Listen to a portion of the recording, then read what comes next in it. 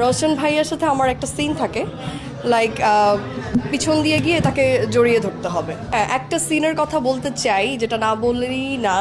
রওশন ভাইয়ার সাথে আমার একটা সিন থাকে, লাইক পিছন দিয়ে গিয়ে তাকে জড়িয়ে ধরতে হবে। তো এই সিনটা আমি কোনোভাবেই করতে পারছিলাম না, বিকজ আমি এত কমফোর্টেবল ছিলাম না, বা ভাইয়াটা কি ছোটো বোনের মতো। এরকম 3-4-5বার কাট হওয়ার পর তো মাউন ভাইয়া রেগে গিয়ে বলছিল যে সিনটা হচ্ছে না, কেন কেন করতে পারছো না।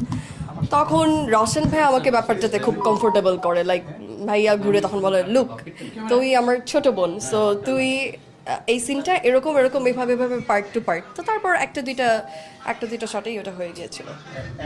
এটা অ্যাকচুয়ালি যারা বাজায় তারাই জানে, বিকজ আমাদের প্লেয়ারের মধ্যে অনেক কাজ করতে হয়, আর ইনস্ট্যান্ট ক্রাউডের ব্যাপারটা বুঝতে হয়। সো ডিজের প্রফেশনটা টোটালি আলাদা, আর অ্যাক্টিংয়ের প্রফেশনটা টোটালি আলাদা। অ্যাক্টিংটা হচ্ছে আপনাকে যে ক্যারেক্টারটা দেওয়া হবে, ওই ক্যারেক্টারের উপর বেস করে তো আপনি আপনাকে ফুটিয়ে তুলবেন, রাইট?